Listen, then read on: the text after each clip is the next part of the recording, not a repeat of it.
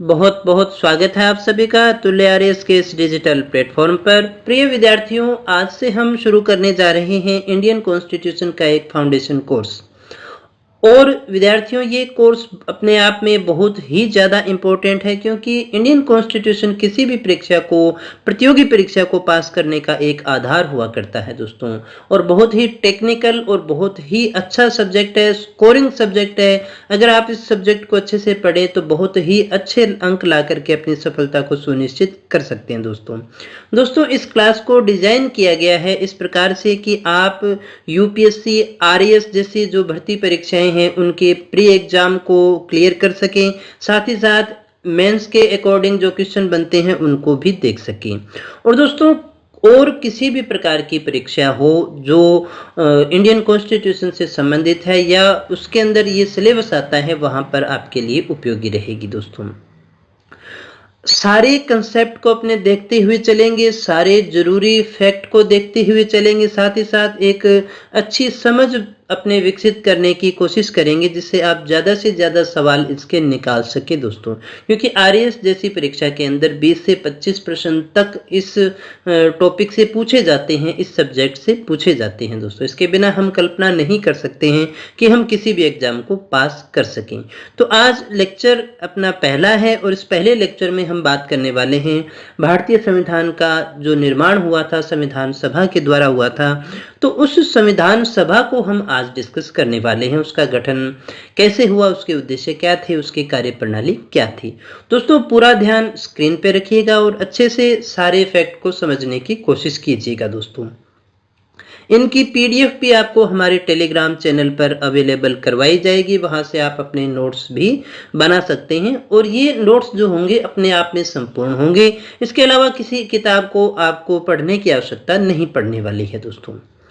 तो चलिएगा, सबसे पहले हम बात करते हैं दोस्तों हमारी संविधान सभा के निर्माण के विषय में। यानी ये हमें समझ लेना होगा सबसे पहले कि भारतीय जो संविधान है, हमारे भारत का जो संविधान है, उसका निर्माण किसके द्वारा किया गया था। तो संविधान सभा ने संविधान का निर्माण करने का कार्य किया था। अभी हम देखेंगे कि संविधान सभा का निर्माण किस प्रकार से हुआ। तो सबसे पहले हम ये देखते हैं कि ये जो हमारा भारतीय संविधान है, ये ऐसे नहीं है कि अचानक से बन गया दोस्तों, कि भारत को स्वतंत्रता मिली और बैठ करके डिस्कस की गई कि चलिएगा एक संविधान बनाते हैं, और बैठ करके हमने एक संविधान लिख करके छोड़ दिया। तो भारतीय संविधान जो है स्वतंत्रता प्राप्ति के पश्चात किसी आकस्मिक चिंतन का प्रतिफल नहीं था, बल्कि अगर हम इसको पूरा देखें, बैकग्राउंड में जाएं, तो जब से हमारा स्वतंत्रता आंदोलन शुरू होता है तो उसके साथ साथ ही इसकी मांग विकसित होती रहती है, इसका चिंतन उसके साथ साथ ही चलता है। तो इस प्रकार से हम ऐसा कह सकते हैं कि संविधान सभा जो है वो राष्ट्रीय स्वतंत्रता की ही एक क्या थी, मांग थी। यानी जब हम राष्ट्रीय स्वतंत्रता की मांग कर रहे थे तो कहीं ना कहीं अपने एक संविधान की भी मांग कर रहे थे, एक संविधान सभा की भी मांग अपने कर रहे थे। तो ऐसा नहीं है कि भारतीय संविधान कोई अचानक से बैठ करके हमने जैसे ही भारत आज़ाद हुआ और हमने बना लिया। ये बिल्कुल हमारे स्वतंत्रता आंदोलन के साथ साथ चलता है और उसी के साथ साथ विकसित भी होता है, उसी की एक मांग भी रही थी दोस्तों। अब हम देखें कि सबसे पहले इसके लिए कब से विचार उठा, तो हम समझ पाएंगे कि कब से ये हमारी मांग चल रही थी। तो संविधान सभा का जो सिद्धांत है, सर्वप्रथम विचार संविधान सभा के सिद्धांत का सर्वप्रथम विचार आता है 1895 के अंदर। तो आप देख सकते हैं कब से शुरू हो गया था दोस्तों, 1895 में। तो 1895 में कब स्वराज्य विधेयक में व्यक्त हुआ था, जिसे बाल गंगाधर तिलक के निर्देशन में तैयार किया गया था। अब यहाँ आपसे जो अच्छे प्रश्न बनते हैं, फैक्चुअल क्वेश्चन बनते हैं, 2-3 बनते हैं। पहला तो ये कि संविधान सभा का सर्वप्रथम विचार कब आया, तो आपको क्या करना है, 1895 में आया है। किसके संदर्भ में था, तो स्वराज्य विधेयक के अंदर इसको व्यक्त किया गया था। और इसको व्यक्त करने वाले कौन थे दोस्तों, तो वो थे बाल गंगाधर तिलक। कौन थे दोस्तों, बाल गंगाधर तिलक के द्वारा इसके विषय में सबसे पहले विचार या चर्चा की गई थी 1895 के अंदर, हमारा पहला तथ्य। दूसरी बात, उसके बाद में अगर अभी किसी का नाम आता है तो वो आता है महात्मा गांधी का। तो महात्मा गांधी जो है वो 1922 के अंदर ये मांग करते हैं कि भारत का राजनीतिक भविष्य भारतीय स्वयं निर्धारित करेंगे। दोस्तों यहाँ से आपसे क्वेश्चन पूछा जा सकता है कि ये कथन जो है भारत का राजनीतिक भविष्य भारतीय स्वयं निर्धारित करेंगे किसके द्वारा कहा गया है? तो ये महात्मा गांधी के द्वारा कहा गया। कब कहा गया दोस्तों? 1922 में। तो पहली मांग कब उठी दोस्तों? 1895 के अंदर। दूसरी मांग कब उठी थी? 1922 के अंदर। पहली मांग को उठाने वाले कौन थे? बाल गंगाधर तिलक थे। दूसरी बार ये चर्चा में कब आया? महात्मा गांधी के समय में आता है 1922 के अंदर। और महात्मा गांधी ने ये कहा था कि भारत का जो राजनीतिक भविष्य है उसको भारतीय स्वयं बनाएंगे, स्वयं ही निर्धारित करने का कार्य करेंगे। उसके बाद में देखिएगा, अगर कुछ और चर्चा अपने करना चाहें तो 1924 की आती है। 1924 में जो मुख्य किरदार है वो है हमारे पंडित मोतीलाल नेहरू। पंडित मोतीलाल नेहरू 1924 में क्या कहते हैं? एक मांग प्रस्तुत करते हैं ब्रिटिश सरकार के समक्ष संविधान सभा के निर्माण की। तो दोस्तों 1924 में किसने मांग प्रस्तुत की? पंडित मोतीलाल नेहरू ने ब्रिटिश सरकार के समक्ष मांग प्रस्तुत की थी संविधान सभा के निर्माण की। तो यहाँ पर आप देख सकते हैं सबसे पहले कौन सा आता है? 1895। 1895 में कौन था? बाल गंगाधर तिलक। उसके बाद में दूसरी मांग जो हम देखते हैं वो 1922 में देखते हैं, जहां महात्मा गांधी का नाम आता है।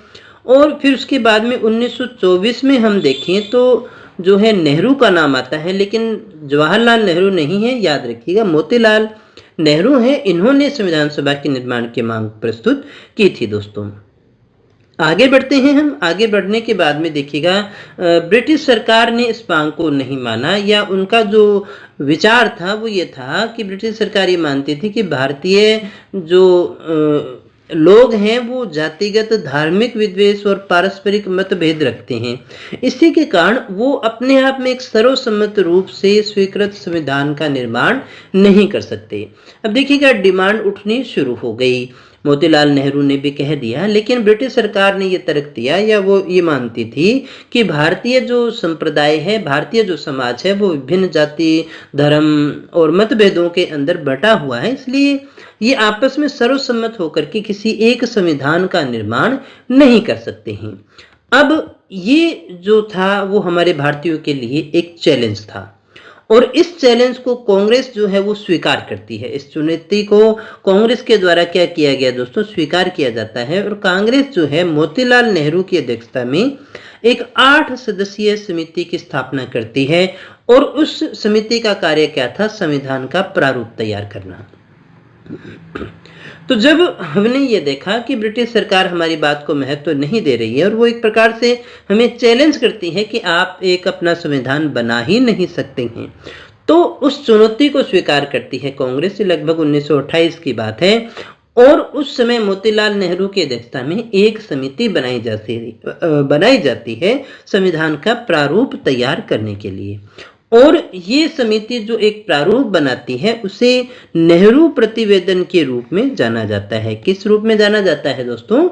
नेहरू प्रतिवेदन के रूप में इसे जाना जाता है। लेकिन ब्रिटिश सरकार जो है वो इस पर कोई भी ध्यान नहीं देती है दोस्तों। तो दोस्तों याद रखिएगा, पीछे से अपने साथ साथ ही चलते रहेंगे। 1895, 1922, 1924, और अभी देखिएगा कौन से आते हैं? मोतीलाल नेहरू का नाम हमारे सामने आता है। तो नेहरू प्रतिवेदन के ऊपर सरकार के द्वारा कोई भी ध्यान नहीं दिया जाता है। इसके पश्चात देखिए संविधान सभा का विचार का प्रतिपादन किसके द्वारा किया गया है? तो एमएन राय के द्वारा किया गया। ये 1934 के आसपास की बात आती है दोस्तों। तो दोस्तों कई बार जब आपसे प्रश्न पूछा जाता है कि सबसे पहले विचार किसने प्रस्तुत किया, तो वहां पर आपको 1895 वाला नाम नहीं आता है, गांधी जी वाला भी नहीं आता है, तो एमएन राय का नाम आता है। तो एमएन राय को भी याद रखिएगा। जैसा ऑप्शन आए उसी के अकॉर्डिंग हमें तय करना है कि हम कौन सा आंसर फिलअप करेंगे दोस्तों। तो एमएन राय जो हैं वो संविधान सभा के विचार का प्रतिपादन करते हैं, और इस विचार को लोकप्रिय बनाने का और मूर्त रूप देने का कार्य करते हैं जवाहरलाल नेहरू। तो 1934 में एम.एन. राय जो है वो संविधान सभा के विचार का प्रतिपादन करते हैं दोस्तों। तो सीधा अगर आपसे एम.एन. राय का ही नाम हो, उसमें बाकी ऊपर वाले नाम नहीं हो, तो हम कौन सा आंसर करेंगे दोस्तों? एम.एन. राय को ही करते हैं। फिर आगे देखिएगा 1936 की बात आती है, दिसंबर 1936, और बात कहाँ की है? लखनऊ की। लखनऊ का कांग्रेस अधिवेशन है। इसमें संविधान सभा के अर्थ और महत्व की व्याख्या की जाती है दोस्तों। कब की जाती है? 1936 में लखनऊ में कांग्रेस अधिवेशन में। आगे इस पे और कार्यवाही चलती है दोस्तों। जैसा अभी हमने प्रारंभ में ही बात की थी कि संविधान कोई अचानक से बैठ करके एकदम से विचार करके बनाया हुआ कोई फलसफा नहीं था, बल्कि ये एक लंबे समय से संविधान सभा की जो मांग है वो स्वतंत्रता आंदोलन के साथ साथ ही अपने उसमें देख रही हैं दोस्तों। तो इसी क्रम में आगे बढ़ते हुए 1938 की बात आती है। तो पंडित जवाहरलाल नेहरू ने कहा कि इस संविधान सभा का गठन निर्वाचित संविधान सभा के माध्यम से वयस्क मताधिकार के द्वारा किया जाएगा और इसमें किसी प्रकार के बाहरी हस्तक्षेप को स्वीकार नहीं किया जाएगा। तो हम कब की बात कर रहे हैं? 1938 की बात कर रहे हैं। तो 1938 के अंदर जो नेहरू जी के द्वारा डिमांड उठाई गई, उसमें क्या कहा गया था? उसमें यह कहा गया कि संविधान सभा जो बनेगी वो वयस्क मताधिकार के आधार पर उसका जो है निर्माण किया जाएगा और उसमें किसी भी प्रकार के बाहरी हस्तक्षेप जो है उसको स्वीकार नहीं किया जाएगा, बिल्कुल भी स्वीकार करने का कार्य नहीं किया जाएगा दोस्तों। इसके बाद में दोस्तों महात्मा गांधी क्या कहते हैं उनको भी सुन लेते हैं। तो महात्मा गांधी ये मानते थे कि हम एक ऐसी संविधान सभा चाहते हैं जो भारतीय मस्तिष्क का वास्तविक दर्पण है, यानी कि भारतीयों का ही मस्तिष्क उसमें होना चाहिए, उसमें कोई बाहरी हस्तक्षेप हम स्वीकार नहीं करते हैं और नहीं हम करना चाहते हैं दोस्तों। तो गांधी जी ये मानते थे कि संविधान सभा ऐसी हो जो बिल्कुल पूरी तरह से भारतीय मस्तिष्क का ही प्रतिबिंब हो, बिल्कुल वही सारी सोच उसके अंदर आती हो दोस्तों। 1940 में ब्रिटिश सरकार सैद्धांतिक रूप से इसे स्वीकार कर लेती है, जिसे अपने अगस्त प्रस्ताव के नाम से जानते हैं दोस्तों। कि क्या कहते हैं हम इसे? अगस्त प्रस्ताव के अंदर इस मांग को माना जाता है। थोड़ा और डिस्कस कर लेते हैं अपने। ब्रिटिश सरकार जो है वो संविधान सभा की मांग को स्पष्टतया स्वीकार करने के पक्ष में नहीं थी दोस्तों, किंतु उस समय सेकेंड वर्ल्ड वार चल रही थी, तो द्वितीय विश्व युद्ध की परिस्थितियों और अंतर्राष्ट्रीय दबावों के कारण उसे ऐसा करना पड़ा कि उसने इस संविधान सभा की मांग को क्या किया, किसी तरह से स्वीकार किया था दोस्तों। वो बिल्कुल स्पष्ट है, उसको स्वीकार करने के पक्ष में बिल्कुल भी नहीं थी, लेकिन उस समय की परिस्थितियां यानी कि द्वितीय विश्व युद्ध जो था उसके कारण और साथ ही साथ अंतर्राष्ट्रीय दबाव जो बन रहा था उसके कारण उसको बाध्य होना पड़ा था दोस्तों कि संविधान सभा की मांग को स्वीकार किया जाए। अगस्त 1940 में अगस्त प्रस्ताव की अपनी बात करें तो ब्रिटिश सरकार ने स्वीकार किया कि भारत का संविधान स्वयं भारतवासी ही तैयार करेंगे दोस्तों। तो 1940 में ये पहली बार स्वीकार कर लिया गया है दोस्तों। 1942 ये काफी इंपॉर्टेंट है। क्रिप्स मिशन की अपनी बात करें दोस्तों, 1942 में ब्रिटिश कैबिनेट मंत्री सर स्टैफोर्ड क्रिप्स, ये नाम याद रखिएगा दोस्तों, ब्रिटिश सरकार के एक प्रारूप के साथ में भारत आते हैं। 1942 के अंदर क्रिप्स मिशन आता है। Cripps mission sir Stafford Cripps थे, उसके अंदर ये ब्रिटिश सरकार के कैबिनेट मंत्री थे। ये एक प्रारूप लेकर के भारत के अंदर आते हैं और इसे द्वितीय विश्व युद्ध के बाद में अपनाया जाना था दोस्तों, लेकिन इसे ठुकरा देती है मुस्लिम लीग। और मुस्लिम लीग ये कहकर के ठुकरा देती है कि पहले भारत को 2 स्वायत्त हिस्सों में बांटा जाए जिनकी अपनी अलग अलग संविधान सभाएं हों। तो इसका विरोध देख सकते हैं किसके द्वारा किया गया था, मुस्लिम लीग के द्वारा भी किया गया था दोस्तों। तो आगे से आगे हम इस प्रोग्राम को बढ़ते हुए देख रहे हैं किस प्रकार से ये जो है हमारी संविधान सभा की मांग है वो चल रही है। तो क्रिप्स मिशन के अंदर भी इसकी बात थी दोस्तों। इस घटना के बाद में 24 मार्च 1946 की बात करते हैं दोस्तों। तो 24 मार्च 1946 को एक मिशन भारत में आता है। उस मिशन का नाम क्या था? Cabinet mission. तो कैबिनेट मिशन जो था उसमें 3 सदस्य थे और ये क्वेश्चन बहुत बार परीक्षा में पूछा जाता है कौन कौन थे दोस्तों। तो एक तो पैट्रिक लॉरेंस या पैथिक लॉरेंस नाम आए, ये इसके अध्यक्ष थे। एक क्रिप्स देखिएगा जो पहले आके गए हैं वही हैं, और एक एवी अलेक्जेंडर। ये 3 सदस्यीय जो कैबिनेट मिशन है वो भारत आता है, और ये 2 संविधान सभाओं की मांग को क्या कर देती है, ठुकरा देती है, जैसे क्रिप्स मिशन के समय आई थी। तो ये 2 संविधान सभा की मांग को तो ठुकरा देती है, लेकिन इस प्रकार की एक योजना रखती है जिससे मुस्लिम लीग भी क्या हो जाती है, संतुष्ट हो जाती है, और इसे 16 मई 1946 को प्रकाशित कर दिया जाता है दोस्तों। तो कैबिनेट मिशन के अंदर आपको ये याद रखना है कि एक संविधान सभा की यहाँ बात होती है, 2 वाली मांग को यहाँ पर ठुकरा दिया जाता है। मुस्लिम लीग भी कहीं ना कहीं इससे थोड़ा बहुत संतुष्ट हो जाती है, और इसमें 3 लोग थे जो कि कौन कौन थे, एक तो पैथिक लॉरेंस थे, सर स्टेफोर्ड क्रिप्स थे, और एवी अलेक्जेंडर थे। ये 3 लोग थे जिनका एक कैबिनेट मिशन जो है वो भारत में आता है दोस्तों, और इसी के आधार पर जो है वो हमारी संविधान सभा का निर्माण होता है दोस्तों। अभी हम देख लेते हैं संविधान सभा का जो गठन है वो किस प्रकार से हुआ, कितनी सीटें थी, वो सारा कुछ अपने देखते हैं। अगर आपसे पूछा जाए किसके आधार पर हुआ था, तो कैबिनेट मिशन को अपने एक बार मान लेते हैं। तो संविधान सभा का जो गठन हुआ वो 3 चरणों में पूरा हुआ दोस्तों। कितने चरणों में पूरा हुआ, 3 चरणों में ये पूरा होता है। अब ये 3 चरण कौन कौन से हैं देखिएगा। एक तो प्रथम चरण कैबिनेट मिशन योजना के अनुसार, दूसरा है 3 जून 1947 की विभाजन योजना के अनुसार, और तीसरा है देशी रियासतों के पुनर्गठन के अनुसार। तो संविधान सभा का जो गठन है वो 3 चरणों के अंदर पूरा होता है।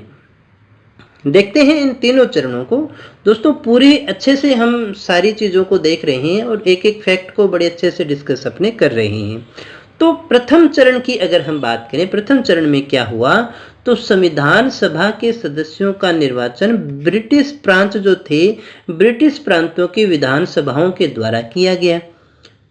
इन विधान सभाओं के चुनाव द्वितीय महायुद्ध के पश्चात 1946 में हुए। तो देखिएगा संविधान सभा के सदस्यों का निर्वाचन किससे हुआ, तो उस समय भारत में जो ब्रिटिश प्रांत थे दोस्तों, एक ब्रिटिश प्रांत हुआ करते थे, एक चीफ कमिश्नरी हुआ करते थे, और एक हमारी देशी रियासतें हुआ करती थी। 3 प्रकार की उस समय प्रशासनिक इकाइयां अपनी देखते हैं।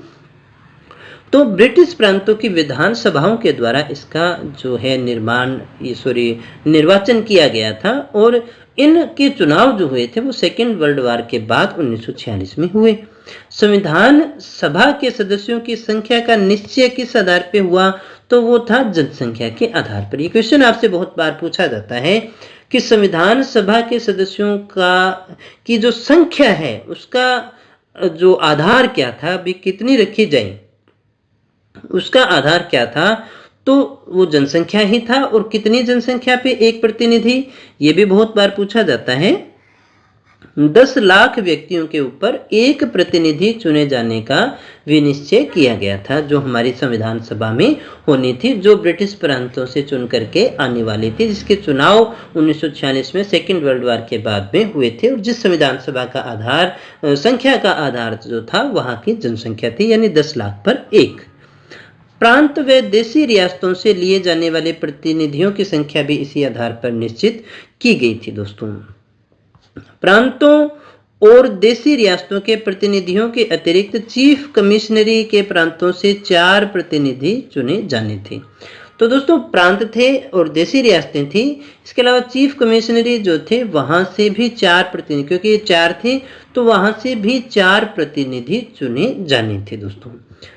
संविधान सभा में कुल सदस्यों की संख्या कितनी थी, ये याद रखना है। प्रारंभ में आपसे पूछा जाए तो कितनी है, 389 है दोस्तों। टोटल कितनी है, 389। अब 389 में से प्रांतीय विधानसभाओं में से कितने हो गए, 292। चीफ कमिश्नरी से कितने हो गए, 4 हो गए। और देशी रियासतों से कितने हो गए, 93 हो गए, 93 हो गए। टोटल कितने होने थे, 389 सदस्य होने थे दोस्तों। कुल सदस्यों की संख्या कितनी, 389। ये प्रश्न भी पूछा जा सकता है, ये भी पूछा जा सकता है, और ये भी आपसे पूछा जा सकता है दोस्तों। ये पहले आ गए थे, ये भी आ गए थे, ये सबसे बाद में आते हैं दोस्तों। तो इसके बाद में दोस्तों आगे अपनी बात करें तो ब्रिटिश भारत के 296 जो अभी हमने 292 प्लस 4 की बात की थी, इनके चुनाव जुलाई अगस्त 1946 में प्रांतीय विधानसभाओं के द्वारा संपन्न हुए थे और ये जो है दलीय आधार पर लड़े गए थे चुनाव। ये किस आधार पर लड़े गए थे? दलों के आधार पे ये चुनाव लड़े गए थे दोस्तों। अब इसमें हुआ क्या? अब इसमें से किसने कितनी सीटें जीती? तो 212 जो सीटें हैं वो कांग्रेस प्रत्याशियों के द्वारा जीती गई, यानी कांग्रेस को सबसे ज्यादा सीटें मिलती हैं। और मुस्लिम लीग को कितनी मिली? केवल 73। अब यहाँ आप देख सकते हैं कि कांग्रेस को कितनी सीटें मिली? 212 सीटें मिली। और लीग को कितनी सीटें मिली? तो बहुत ही कम सीटें उसके पास में आती हैं। अब जो बची उनमें से भी अधिकतर ऐसी थी जो कांग्रेस के समर्थन में थी, जिस पर कांग्रेस जो है पूरा भरोसा कर सकती थी। तो जब लीग ने ये देखा कि इसकी स्थिति तो संविधान सभा में बहुत ही कमजोर है दोस्तों, बहुत ही कमजोर है, तो इसलिए अपनी दुर्बल स्थिति को देखते हुए वो संविधान सभा का क्या कर देती है? बहिष्कार कर देती है दोस्तों। तो यहाँ अगर आप आरएस लेवल में देखें तो इस प्रकार के प्रश्न आपसे पूछे जा सकते हैं कि इनमें से कौन सा कथन सत्य है। तो वो यहाँ पर कारण भी आपको याद रखना होता है कि लीग ने बहिष्कार क्यों किया था। ये तो याद रह जाता है कि लीग ने बहिष्कार किया था, या कई बार ऐसा पूछ लेता है कि किसने बहिष्कार किया था, तो लीग ने बहिष्कार किया था, लेकिन उसकी स्थिति बहुत ही ज्यादा दुर्बल थी, इसलिए उनका कुछ होना तो था नहीं, इसीलिए। और दूसरा साथ ही साथ संविधान सभा के प्रथम अधिवेशन जब हुआ तो उसमें मुस्लिम लीग के प्रतिनिधियों ने किसी प्रकार से कोई भाग नहीं लिया था दोस्तों, इन्होंने भी कोई भाग लेने का कार्य नहीं किया था। तो मुस्लिम लीग जो है वो इससे पूरी तरह से क्या रहती है? अलग रहती है, दूर रहती है। इसके बाद में दोस्तों आगे अपने बात कर लेते हैं दूसरे और तीसरे चरण को एक साथ ही। तो 3 जून 1947 को विभाजन की योजना आती है। उसके अनुसार भारत और पाकिस्तान 2 राज्य होने थे और दोनों को अपना अलग अलग संविधान बनाना था। और इसी के अनुसार जो है संविधान सभा का पुनर्गठन किया जाता है। और इस पुनर्गठन के बाद में अब जो है वो प्रतिनिधि कितने हो जाते हैं? 324 हो जाते हैं दोस्तों। कितने हो गए? 324। और इन 324 का जो विभाजन है वो किस प्रकार से था? प्रांतों से कितने आए? 235। पहले कितने थे? 296। देसी रियासतों में से 89, पहले 93 थे। और इस प्रकार से कुल कितने हो गए? 324। तो ये एक नया आंकड़ा था। बाद में अगर आपसे यहाँ पहला आंकड़ा पूछा जाए तो 389 वाला आपको याद होगा। दूसरा अगर आपसे पूछा जाए तो वो कौन सा आता है? 324 का आंकड़ा आता है दोस्तों। इसके बाद में दोस्तों इस प्रकार से संविधान सभा में जो वर्चस्व था वो अपने किसका देख रहे थे? हम कांग्रेस का ही वर्चस्व देख रहे थे। विभाजन से पहले कांग्रेस का लगभग 70% के आसपास प्रतिनिधित्व था, लेकिन विभाजन के बाद में तो लीग चली गई, उसके समर्थन वाले भी चले गए, तो ये जो प्रतिशत है वो बढ़ करके 82 हो गया। यानी अब पूरी तरह से जो वर्चस्व है वो किसका था? कांग्रेस का ही हुआ करता था। और जब देसी रियासतों के प्रतिनिधि भी संविधान सभा में शामिल हो गए तो फिर ये प्रतिशत उससे भी ज्यादा बढ़ जाता है दोस्तों। तो इसीलिए ये कहा भी जाता है कि संविधान सभा एक दलीय देश में यानी जहां पर एक ही दल हो, एक दलीय निकाय था, यानी एक दलीय देश में एक ही दल था। इसलिए हम कह सकते हैं संविधान सभा कांग्रेस थी और कांग्रेस ही भारत थी, है ना। तो संविधान सभा असल में क्या थी? कांग्रेस ही थी, क्योंकि वही जीत करके आती है। और कांग्रेस ही किसका प्रतिनिधित्व कर रही है? उस समय पूरे के पूरे भारत का प्रतिनिधित्व कर रही है। तो इस प्रकार से ये कहा जाता है, ये स्टेटमेंट भी कई बार आ जाता है कि संविधान सभा कांग्रेस थी और कांग्रेस ही उस समय क्या थी? भारत थी दोस्तों। इसके बाद में दोस्तों आगे हम थोड़ी सी चर्चा कर लेते हैं भारतीय संविधान सभा की विशेषताओं के विषय में। कौन कौन सी चीजें अपने वहां पर देखते हैं, यानी किस प्रकार का उसका स्ट्रक्चर था दोस्तों। उम्मीद करता हूं आपको सारी बातें समझ में आ रही होंगी। थोड़ा सा टेक्निकल है ये जो आपका पहला टॉपिक है, ये थोड़ा फैक्चुअल है ना। थोड़ा बार बार इसको दोहराएंगे तो याद हो जाएगा, लेकिन बड़े अच्छे और बहुत ही इंपॉर्टेंट क्वेश्चन यहाँ से बनते हैं और लगभग हर परीक्षा में आपसे पूछे भी जाते हैं। तो विशेषताओं में सबसे पहले हम ये बात करें कि तात्कालिक परिस्थितियों में वयस्क मताधिकार के आधार पर संविधान सभा का गठन संभव नहीं था। इसलिए क्या किया गया कि 1935 के भारत सरकार अधिनियम के अंतर्गत जो गठित व्यवस्थापिका थी, उसी को प्रांतीय विधानसभा का निर्वाचनकारी संस्थाओं के रूप में उपयोग किया गया था। तो 1935 के अंदर जो हमारी गठित व्यवस्थापिका थी, उसी को ही, जो प्रांतीय विधानसभा थी, उसी को ही निर्वाचनकारी संस्थाओं के रूप में हमने उपयोग में लिया था दोस्तों। और कैबिनेट मिशन के प्रस्ताव के अनुसार नवंबर 1946 को संविधान सभा का गठन किया गया। ये अपने डिस्कस कर चुके हैं दोस्तों। तो यहाँ सबसे पहले हम देख लेते हैं सदस्य संख्या को, क्योंकि यहाँ सबसे ज्यादा जरूरी चीज हमारे पास में यही है। तो कुल सदस्य कितने थे? 389 थे। इसमें से 296 ब्रिटिश भारत से थे, 292 प्लस 4 ये हमने देखा था। और शेष 93 जो सीट थी वो देशी रियासतों को आवंटित की जानी थी। ब्रिटिश भारत को 296 में से 292 का चयन जो है 11 गवर्नर प्रांतों से किया गया था। अब ये 11 गवर्नर प्रांत कौन कौन से थे हमारे? मद्रास था, बॉम्बे था, असम था, संयुक्त प्रांत था, बिहार था, मध्य प्रांत था, उड़ीसा था, पंजाब था, उत्तर पश्चिमी सीमांत प्रांत था, सिंध था और बंगाल था। इनमें से चुने जाने थे।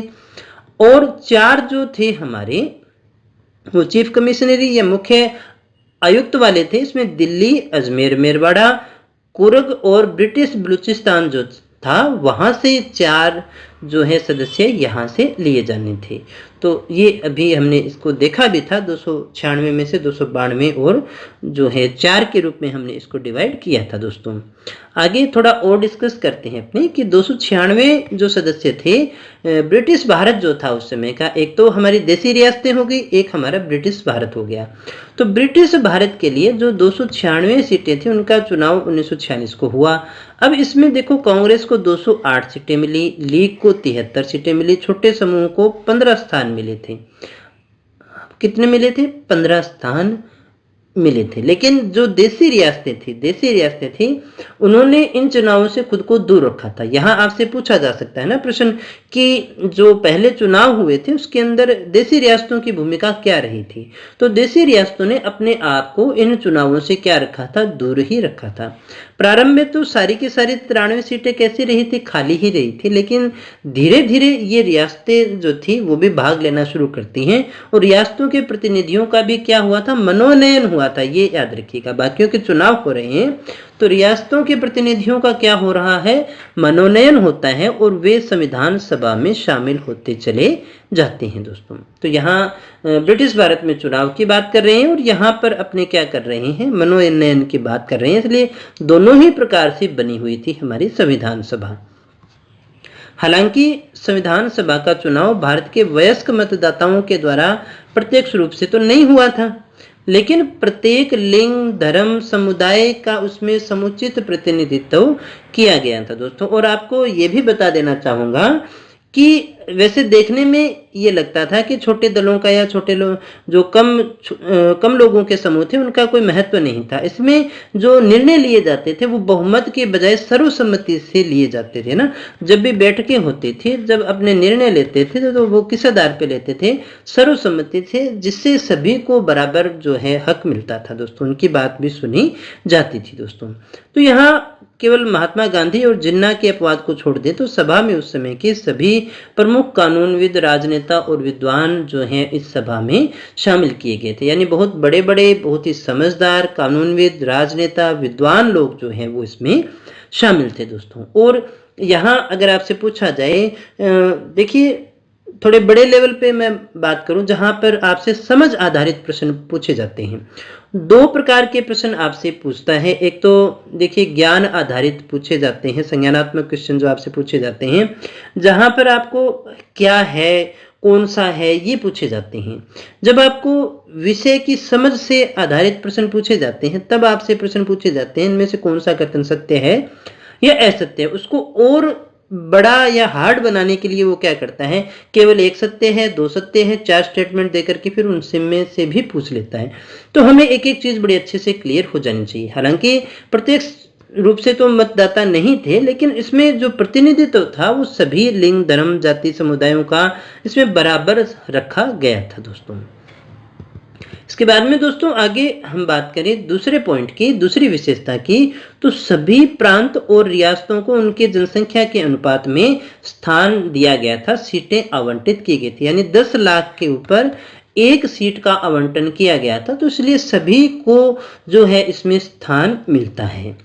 प्रत्येक ब्रिटिश प्रांत को आवंटित की गई सीटों का निर्धारण मुस्लिम और केवल पंजाब को छोड़ दें, पंजाब में सिख को था, और अन्य विशेष समुदाय के बीच से उनकी जनसंख्या के अनुपात में किया गया था। यानी जो भी कोई जाति है, जो भी कोई धर्म है, जहां से उनका प्रतिनिधित्व आना चाहिए था, तो उन सबको, ताकि सबकी बात को वहां पर उठाया जा सके और सबके लिए प्रयास किया जा सके, तो इसलिए सब में से ही यहाँ पर बराबर मात्रा में अनुपात हमने लिया हुआ था, किसी को भी छोड़ा नहीं गया था।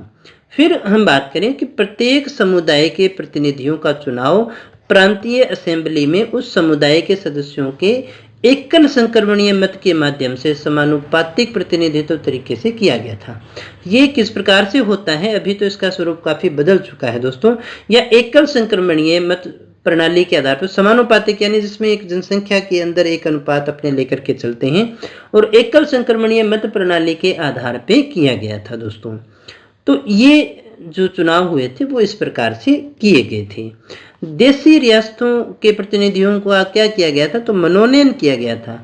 किसके द्वारा? रियासतों के प्रमुख के द्वारा। तो ये तो मतदान से होकर के आते हैं और ये मनोनयन से आते हैं। यानी अगर आपसे पूछा जाए संविधान सभा में जो सदस्य थे वो सारे के सारे निर्वाचित थे तो भी सही नहीं होगा, सारे के सारे मनोनीत थे तो भी सही नहीं होगा, तो बल्कि क्या थे, निर्वाचित भी थे और मनोनीत भी थे, दोनों को ही इसमें शामिल किया गया था। इसके बाद में दोस्तों आगे बढ़ते हैं और हम बात कर लेते हैं सदस्यों के वर्गीकरण का आधार क्या था। यानी संविधान सभा के जो सदस्य थे उनका वर्गीकरण किस आधार पर किया गया था, तो 3 आधार पर हमें वर्गीकरण देखने को मिलता है या कर सकते हैं अपने। सबसे पहले तो आता है दलीय आधार, यानी प्रथम प्रकार के सदस्य जो थे वो कांग्रेस के प्रतिनिधि थे। दलीय आधार पर हम देखें तो सबसे पहले या प्रथम प्रकार के जो सदस्य थे वो कांग्रेस के प्रतिनिधि थे। कुछ स्वतंत्र उम्मीदवार जो कांग्रेस के समर्थन से चुन करके आए हुए थे, या तो कांग्रेस के ही थे या कांग्रेस के समर्थन से चुन करके आए थे। कुछ स्वतंत्र सदस्य भी जो थे वो प्रांतीय विधानसभाओं में अल्पसंख्यक दलों और वर्गों का प्रतिनिधित्व करने वाले भी थे। अब ध्यान दीजिएगा, कांग्रेस के प्रतिनिधि थे या कांग्रेस के समर्थन वाले थे। कुछ स्वतंत्र सदस्य भी थे जो प्रांतीय विधानसभाओं से अल्पसंख्यक दलों और वर्गों का प्रतिनिधित्व करने वाले थे। कुछ मुस्लिम सदस्य जो पाकिस्तान बनने के बाद भी पाकिस्तान नहीं गए वो भी थे, और कुछ मुस्लिम लीग द्वारा चुने गए भी थे दोस्तों, और कुछ देशी रियासतों के प्रतिनिधि भी थे। ये तो हम देखते हैं दलीय आधार पर किस किस प्रकार के सदस्य यहाँ पर मौजूद थे। धर्म व जातीय आधार पर हम देखें तो संविधान सभा में हिंदुओं की सदस्य संख्या ही सर्वाधिक थी। तो अगर आपसे पूछा जाए कौन सी जाति या कौन से धर्म के लोग थे, तो हिंदुओं की संख्या जो है यहाँ पर सबसे ज्यादा थी। विभाजन के बाद जो मुस्लिम लोग बचे थे उनमें से कुछ या तो कांग्रेस के सदस्य थे या कांग्रेस के समर्थक थे, और जो मुस्लिम लीग के सदस्य बचे थे वो आपस में विभाजित हो चुके थे दोस्तों।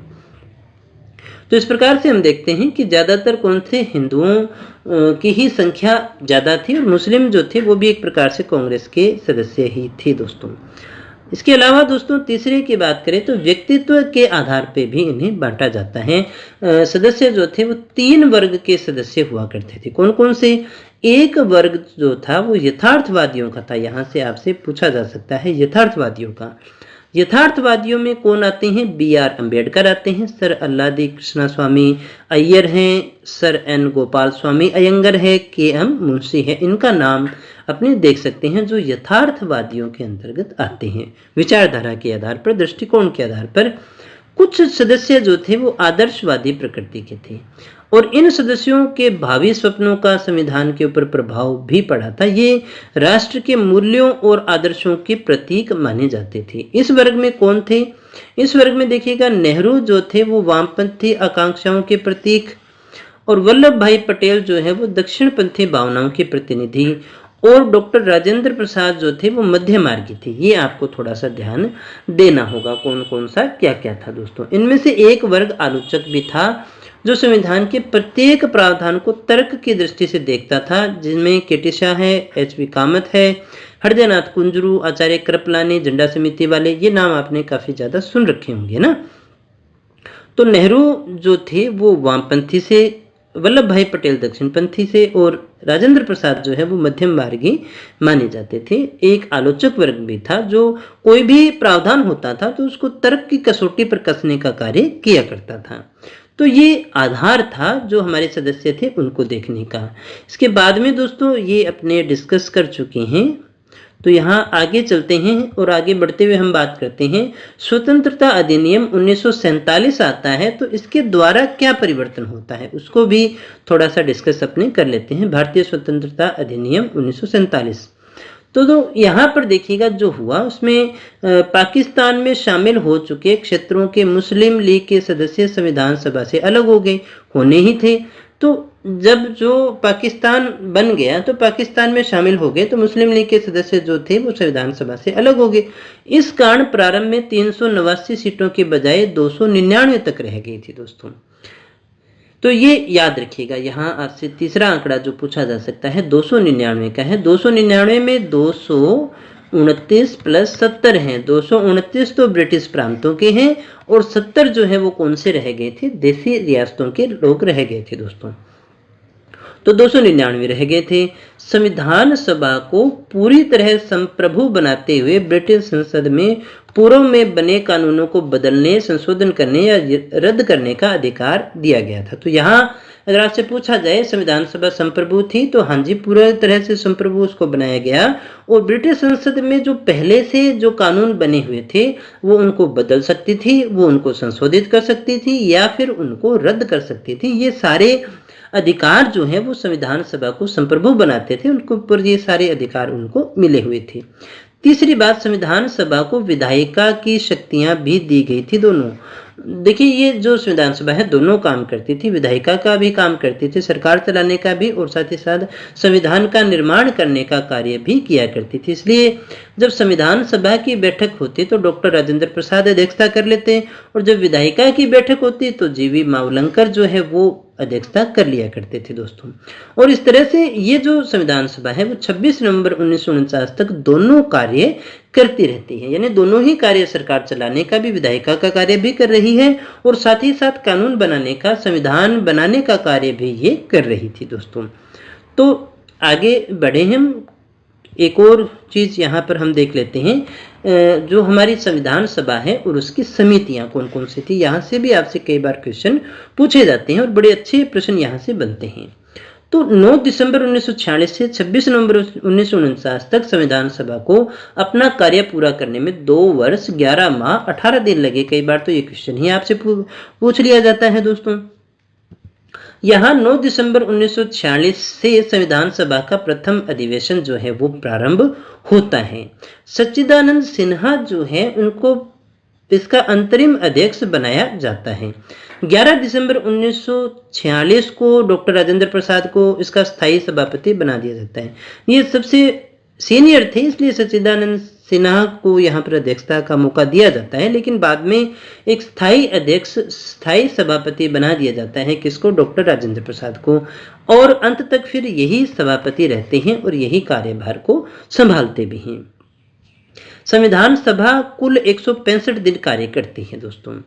26 जनवरी 1950 से भारत का नवीन संविधान लागू होता है और अंतिम रूप से स्वीकृत संविधान में 395 अनुच्छेद और 8 अनुसूचियां जो हैं वो इसमें शामिल की जाती हैं दोस्तों। तो ये आपको अच्छे से याद रखना है। इसके अलावा दोस्तों एक और बात की, संविधान सभा के विभिन्न कार्यों के संपादन के लिए 8 बड़ी समितियां और लगभग 15 छोटी समितियों का गठन किया गया था। कितनी समितियां थी? 8 बड़ी और लगभग 15 छोटी समितियां थी। 8 जो बड़ी समितियां हैं उनकी अपने बात कर लेते हैं। तो सबसे पहले संघ शक्ति समिति आती है जिसके अध्यक्ष थे जवाहरलाल नेहरू। इसमें 15 अन्य सदस्य भी थे और इनका जो कार्य था वो था संघ शक्ति के विषय में प्रतिवेदन देना। तो यहाँ दूसरी जो समिति आती है वो है संघीय संविधान समिति। इसके अध्यक्ष भी जवाहरलाल नेहरू ही हैं। इसमें 14 अन्य सदस्य थे और इनका कार्य था संघीय संवैधानिक विषयों पर परामर्श देना। ये संघ शक्ति के विषय में प्रतिवेदन देती थी और ये संघीय संवैधानिक विषयों में परामर्श देती थी। फिर आती है हमारी प्रांतीय संविधान समिति। इसके अध्यक्ष सरदार वल्लभ भाई पटेल थे। इसके 23 अन्य सदस्य थे। उनका कार्य था प्रांतों के संविधान के संबंध में रिपोर्ट प्रस्तुत करना। देखिए, प्रांतीय संविधान समिति है तो प्रांतों से संबंधित है दोस्तों।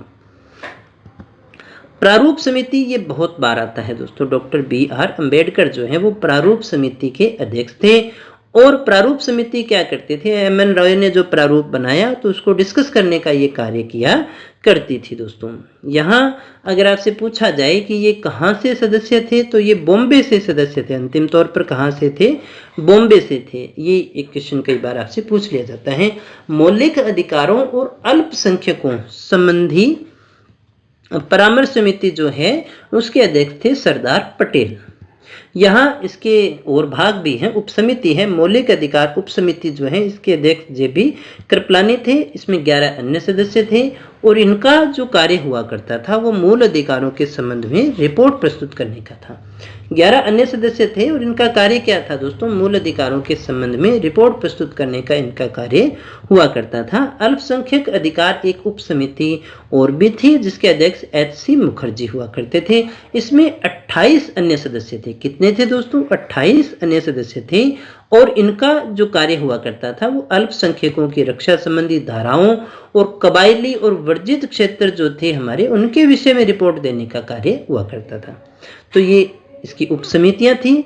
अब एक और अपने बात कर लेते हैं प्रक्रिया नियम समिति, जिसके अध्यक्ष कौन थे, डॉक्टर राजेंद्र प्रसाद। इसका क्या कार्य था, इसका कार्य था प्रक्रिया संबंधी नियमों को बनाना। अध्यक्ष की जो शक्तियां हैं, सभा कार्य के संगठन, अधिकारियों की नियुक्ति, सभा में होने वाले रिक्त स्थानों को भरने की प्रक्रिया के संबंध में सिफारिश करना, ये जो सारे कार्य हैं ये प्रक्रिया नियम समिति यानी संसद में जो कार्य होंगे वो किस प्रकार से होंगे, उनके नियम समिति जो है वो इस प्रकार के कार्य करती थी। कैसे खाली सीट हो जाएगी तो भरा जाएगा, अधिकारियों की नियुक्ति कैसे होगी, सभा के कार्य के संगठन कैसे होंगे, अध्यक्ष की शक्तियां क्या होंगी, ये सारों के संबंध में सिफारिश करने का कार्य था। फिर देखिए राज्यों के लिए समिति आती है जिसके अध्यक्ष जवाहरलाल नेहरू थे। इसका काम था राज्यों से समझौता करने का और ये राज्यों से समझौता करने वाली समिति थी। फिर अंतिम आती है हमारी संचालन समिति। इसके अध्यक्ष डॉक्टर राजेंद्र प्रसाद थे। इसमें 11 अन्य सदस्य भी थे और इनके जो कार्य थे, कार्यसूची का निर्धारण, अनुभागों, समितियों और अध्यक्ष के लिए व्यापक संपर्क साधन के रूप में कार्य करना इनका मुख्य कार्य हुआ करता था। यहाँ पर आपको विशेषतः जो याद रखना है वो नाम याद रखना है। हो सकता है कभी RS देखिए मुख्य परीक्षा जैसों के अंदर कभी इतना डीपली क्वेश्चन पूछ ले और वो दे दे संचालन समिति, क्योंकि वहां पर तो आपके पास में खाली एक नाम लिखा हुआ ही आता है। इसके बाद में दोस्तों आगे हम थोड़े से डिस्कस कर लेते हैं प्रारूप समिति के विषय में, जो हमारे लिए जानने काफ़ी ज़्यादा इम्पोर्टेंट है दोस्तों। तो 29 अगस्त 1947 को अपने बात करें, 29 अगस्त 1947 को गठित इस सर्वाधिक महत्वपूर्ण 7 सदस्यीय समिति को परामर्श शाखा द्वारा तैयार किए गए संविधान का परीक्षण कर संविधान का प्रारूप तैयार करने, उसको समाविष्ट करके विचार के लिए संविधान सभा के सम्मुख प्रस्तुत करने की जिम्मेदारी दी गई थी। अब देखिएगा, समझिएगा इसमें कितने सदस्य थे। प्रारूप समिति में 7 सदस्य थे और इसका कार्य क्या था, जो परामर्श शाखा के द्वारा तैयार किया गया 7 सदस्यीय समिति को परामर्श शाखा द्वारा तैयार किए गए संविधान का परीक्षण करना था, संविधान का प्रारूप तैयार करना था, उसको समाविष्ट करके उस विचार के लिए संविधान सभा के सामने प्रस्तुत करने की जिम्मेदारी जो है इसको दी गई थी और इसका बहुत ही अहम रोल था दोस्तों। और इसके जो अध्यक्ष थे वो डॉक्टर BR अम्बेडकर हुआ करते थे और इस समिति का जो है संविधान के निर्माण में बहुत ही इंपॉर्टेंट रोल हुआ करता था। अध्यक्ष डॉक्टर भीमराव अंबेडकर थे, इसीलिए हम इन्हें संविधान का रचयिता भी कहा करते हैं दोस्तों। ड्राफ्टिंग का काम यहाँ पर हुआ करता था दोस्तों। अब आपसे इन 7 सदस्यों को पूछा जा सकता है तो उनको याद रखिएगा। डॉक्टर अंबेडकर थे, N गोपाल स्वामी अयंगर थे, अल्लादी कृष्णा स्वामी अय्यर थे, KM मुंशी थे। ये एकमात्र कांग्रेसी थे दोस्तों। अब ऐसा ना समझिएगा बाकी कांग्रेस से बाहर थे तो कांग्रेस समर्थित देखिए जरूर थे, लेकिन ये शुरू से ही क्या थे, ये कांग्रेसी थे। इसके अलावा सैयद मोहम्मद सादुल्ला थे, एन माधव राव थे और टी कृष्णाचारी थे। ये 7 जो हैं वो इसके सदस्य हुआ करते थे प्रारूप समिति के। इन 7 सदस्यों के नाम भी कई बार पूछे गए हैं, तो इनको भी अच्छे से आपको याद रखना पड़ेगा। अब देखिएगा दोस्तों, इस प्रारूप समिति ने भारतीय संविधान का प्रारूप तैयार किया और 1948 को संविधान सभा के सामने प्रस्तुत किया था और इसका जो प्रथम वो हुआ 4 नवंबर 1948 से 9 नवंबर 1948 तक। प्रारूप संविधान के प्रकाशन के बाद संविधान में संशोधन के लिए अनेक सुझाव प्राप्त होते हैं और विशिष्ट संस्करण जो है वो प्रकाशित होते हैं दोस्तों। इसके बाद में दोस्तों दूसरा जो है वो 15 नवंबर से इस पर खंडवार विचार विमर्श शुरू होता है और यह कार्य 17 अक्टूबर 1949 तक चलता है। इस कालावधि के अंदर 7653 संशोधन के प्रस्ताव आते हैं, लेकिन सभा में चर्चा केवल 2473 पर ही होती है दोस्तों। तृतीय वाचन 14 नवंबर 1949 से शुरू होता है, 26 नवंबर 1949 तक चलता है और 26 नवंबर 1949 को इसे पारित घोषित कर दिया जाता है। और इस दिन कितने सदस्य उपस्थित थे? 299 कुल थे। 299 में से 284 जो सदस्य हैं वो इसमें उपस्थित थे। ये आपको याद रखना है दोस्तों। ये आंकड़ा पूछा जाता है कितने सदस्यों ने हस्ताक्षर किए, तो 284 सदस्यों के द्वारा हस्ताक्षर किए गए थे। 26 नवंबर 1949 को अपनाए गए संविधान में 395 अनुच्छेद और 8 अनुसूचियां थी दोस्तों। प्रस्तावना को सबसे अंत में लागू किया गया था। इसके कुछ अनुच्छेद जो हैं उसी दिन से लागू कर दिए गए थे दोस्तों। तो कितने? 15 और 16, 2 आंकड़े आपके सामने आते हैं, दोनों ही अपने अपने हिसाब से सही हैं। जैसा आ जाए ऑप्शन में उसी को देख लीजिएगा दोस्तों। तो यहाँ पर जो है उसी दिन से जो है 15 अनुच्छेद जो है उस दिन से लागू कर दिए गए थे। तो शेष जो प्रावधान है वो 26 जनवरी 1950 से लागू किए गए थे दोस्तों। भारतीय राष्ट्रीय कांग्रेस का अधिवेशन 1930 में जो हुआ था, जब 26 जनवरी को पहला स्वतंत्रता दिवस मनाया गया था, तो इसीलिए इसे भी हमने चुना था 26 जनवरी का दिन, ताकि इसी दिन से हमारे संविधान को लागू किया जाए, ताकि हम उस दिवस को याद रखें। क्योंकि 26 जनवरी को हम हमेशा जो है स्वतंत्रता दिवस के रूप में मनाते हुए आ रहे थे, लेकिन स्वतंत्रता दिवस बन कौन सा गया दोस्तों? गणतंत्र दिवस बन गया था दोस्तों। यहाँ 2 वर्ष 11 माह 18 दिनों में संविधान सभा की कुल 11 बैठकें हुई। कुछ जगह दोस्तों आपको 12 भी बताया जा सकता है, सही मायने में तो आप लास्ट बैठक को आप नहीं गिने तो फिर 11 ही होती हैं। इसमें विश्व के लगभग 60 देशों के संविधानों का अवलोकन किया गया और इसके प्रारूप पर 114 दिन तक पूरी तरह से विचार किया गया और इस पर लगभग 64 लाख रुपए का खर्चा हुआ था दोस्तों। तो 2 वर्ष 11 माह 18 दिन का समय लगता है, 11 बैठकें होती हैं। ये सारे फैक्ट हैं और सारे डायरेक्ट क्वेश्चन है दोस्तों, किसी भी प्रीलिम्स के एग्जाम्स में आपसे पूछे जा सकते हैं। इसमें विश्व के लगभग 60 देशों के संविधानों का अवलोकन अच्छे से किया गया था और इसके प्रारूप पर 114 दिन तक विचार किया गया था दोस्तों। 64 लाख रुपए का इसमें व्यय हुआ था। तो ये हमारे भारतीय संविधान की रूपरेखा थी। हमने देखा किस प्रकार से उसका गठन होता है दोस्तों। अब कुछ एक आंकड़े आपको और बता देता हूं, ताकि जो भी थोड़ा बहुत कंफ्यूजन है वो आपका दूर हो जाए। विभाजन जब हुआ तो उसके बाद में संविधान सभा की बैठक 31 अक्टूबर 1947 को आहूत की जाती है। तो सदन की सदस्यता घटकर कितनी रह गई थी? 299। अभी अपने बात कर भी रहे थे। 229 प्रांतों के थे और 70 जो है वो देशी रियासतों के थे। प्रांतों से 229 और यहाँ थे 70। तो प्रांत कौन कौन से थे और उनके आंकड़े आपके सामने यहाँ पर लिखे हुए हैं दोस्तों। तो मद्रास से भी है, बम्बई से भी है। सबसे ज्यादा देखो 55 दिखाई दे रहा है यहाँ तो, है ना? तो 55 है।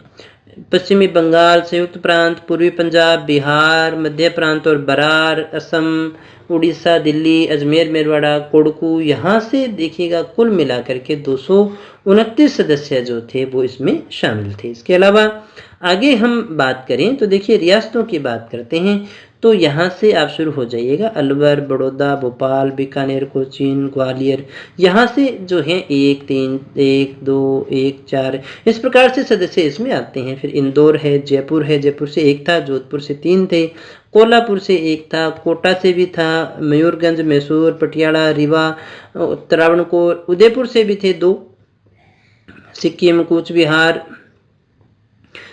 त्रिपुरा, मणिपुर और रवाली राज्य यहाँ से 1 है, उत्तर प्रदेश राज्य समूह 1 है, पूर्वी राजपूताना 3 है, मध्य भारत से 3 है, पश्चिमी भारत से 4 है, गुजरात से 2 है, दक्षिणी टोर मद्रास राज्य से भी 2 हैं, पंजाब राज्य समूह से भी 3 है, पूर्वी राज्य समूह से 4, 3, अवशिष्ट से 4, इस प्रकार से कुल 70 थे दोस्तों। तो ये टोटल कितने हो गए, 229 प्लस 70, ये इतने थे। यहाँ से भी कई बार कोई डुप्लीकेशन आपसे पूछा जा सकता है, तो राजस्थान वालों को कम से कम राजस्थान की परीक्षा के लिए इन चीज़ों को याद रखना चाहिए। तो दोस्तों ये थी आज की हमारी क्लास, जिसमें हमने बड़े अच्छे से डिस्कशन किया है कि हमारी संविधान सभा का निर्माण किस प्रकार से हुआ, कितनी सीटें थी, सभी जरूरी फैक्ट को अभी ने अच्छे से डिस्कस कर लिया है दोस्तों। अगर आपको वीडियो अच्छा लगा हो तो दोस्तों के साथ में शेयर कर देना, और हाँ लाइक जरूर कर देना अगर आपने कुछ सीखा है तो। मिलते हैं नेक्स्ट वीडियो में कुछ और नई जानकारी के साथ, तब तक बने रहे हमारे साथ। Thank you very much.